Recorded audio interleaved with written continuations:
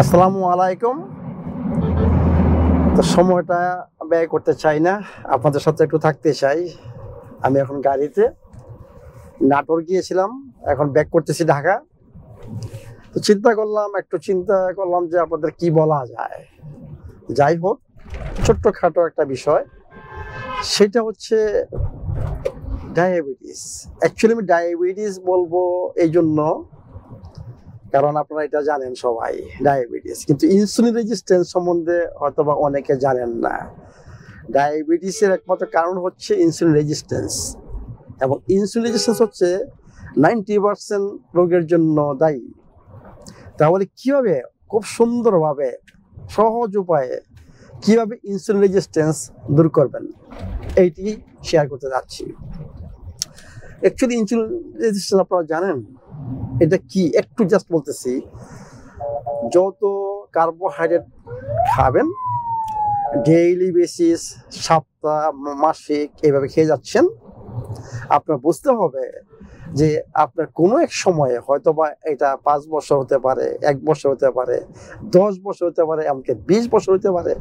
কোনো এক সময় আপনার ইনসুলিন আর কাজ করবে না। ইনসুলিন কাজ হচ্ছে ব্লাড সুগারকে সেরে ঢুকানো। আপনার ব্লাড সুগার সেরে ঢুকবে না, এর মানে কোথায় থাকবে? এর মানে ব্লাডে থাকবে। আপনি বলবেন হাই ব্লাড সুগার। এর সাথে কি হবে? আপনি যদি ইনসুলিন টেস্ট করেন দেখবেন যে আপনার অলওয়েজ ইনসুলিন হাই ব্লাডে। এইটা কি বলা হয়? Insulin resistance. অ্যাকচুয়ালি অনেকে বলেন যে হরমোনাল ইমব্যালেন্স কোথা থেকে আসে। আমি বলবো হরমোনাল ইমব্যালেন্স এই ইনসুলিন রেজিস্ট্যান্স থেকেই আসে। অনেকে থাইরয়েডের প্রবলেম, আপনারা এটা জানেন। অনেকের মনে করেন মেয়েদের মাসিকের প্রবলেম, এইগুলা সব হচ্ছে সেই ইনসুলিন রেজিস্ট্যান্সের কারণে। তো আসলে এটা কিভাবে দূর করা যায়? অত্যন্ত সহজ। সেটা হচ্ছে মানে সমস্ত ধরনের কার্বোহাইড্রেট, একমাত্র ভেজিটেবলস ছাড়া, ভেজিটেবলস কিন্তু কার্বোহাইড্রেট থাকে, সেটা আমাদের শরীরের জন্য যতটুকু দরকার এনাফ। এর মানে কি, আপনি যদি এই ইনসুলিন রেজিস্ট্যান্স দূর করতে চান, আপনাকে অল্প সময়ের জন্য মিনিমাম 10 দিনের জন্য আপনারা সমস্ত ধরনের কার্বোহাইড্রেট থেকে মুক্ত থাকেন। সেটা ভাত হইতে পারে, সেটা আপনার রুটি হইতে পারে, সেটা বিস্কিট হইতে পারে, সেটা যে কোনো প্রসেস ফুড হইতে পারে, কারণ সব জায়গার মধ্যে সুগার অ্যাড করা আছে।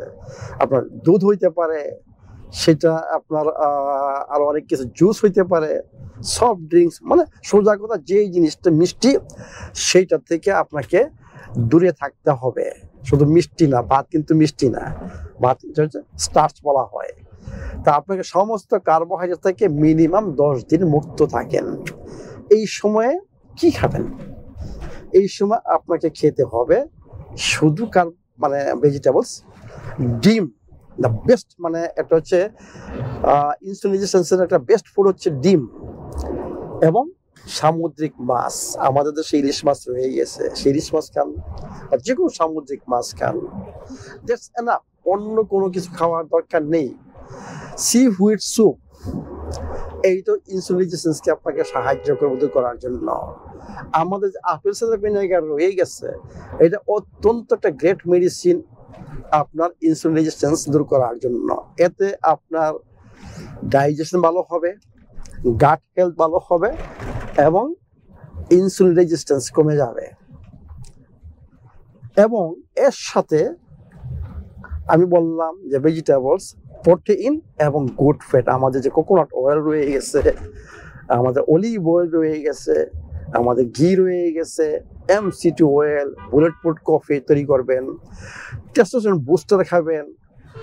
এতে করে আপনার খাবারের কোনো অভাব নাই। এই হচ্ছে আপনার খাবারের তালিকা, যেটা আপনার ইনসুলিন রেজিস্ট্যান্সকে দূর করবে।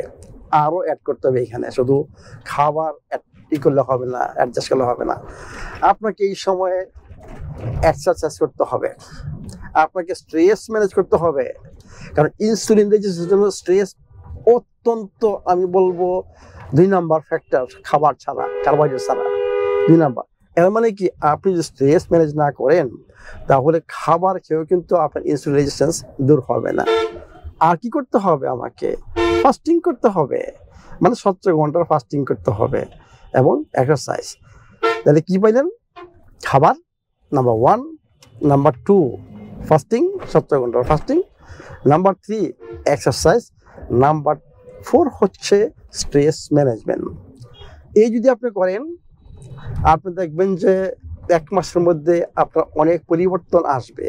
আমি বলছি 10 দিন সব বন্ধ রাখার জন্য। 10 দিন পরে আপনি জাস্ট আমাদের যে ব্ল্যাক রাইস আছে, কিনোয়া আছে, বাকুইট, একদিন কিনোয়া কোকোনাট অয়েল দিয়ে অল্প, বেশি নিবেন না, অল্প, সব খাবার শেষ করার পরে আপনি এরপরে একটু কিনোয়া একদিন, এরপরে একদিন বাকুইট, একদিন ব্ল্যাক রাইস, এইভাবে আপনি অল্প কার্বোহাইড্রেট অনলি কোকোনাট অয়েল অথবা ঘি অ্যাড করে খাবেন। এইভাবে আপনার ইনসুলিন রেজিস্ট্যান্স দূর হবে। এবং আপনার যদি ডায়াবেটিস থেকেও থাকে আপনার ডায়াবেটিস অটোমেটিক চলে যাবে। এবং ডায়াবেটিস কমপ্লিকেশন, অনেক কমপ্লিকেশন, সেগুলোও আস্তে আস্তে দূর হবে, কিন্তু এত তাড়াতাড়ি না, সময় লাগবে। কারণ ইনসুলিনের যদি আপনার রেজিস্ট্যান্স দূর হয় এবং আপনার ডায়াবেটিস কমপ্লিকেশন থাকে, এই কমপ্লিকেশনগুলো দূর করতে আপনার সময় লাগবে। আপনি ইনসুলিন রেজিস্ট্যান্স না থাকলেও এই কমপ্লিকেশনগুলো আপনাকে আরও সময় দিতে হবে। এর জন্য 7টা পঞ্চত্ব সঠিকভাবে পালন করবেন এবং যতটুকু সম্ভব আমাদের প্রোডাক্ট বেশি ইউজ করবেন এবং টক্সিন থেকে মুক্ত থাকবেন। দেখবেন ইনশাল্লাহ উইদিন 3 মান্থস আপনার এই সমস্ত প্রবলেমই সলভ হবে। Thank you very much.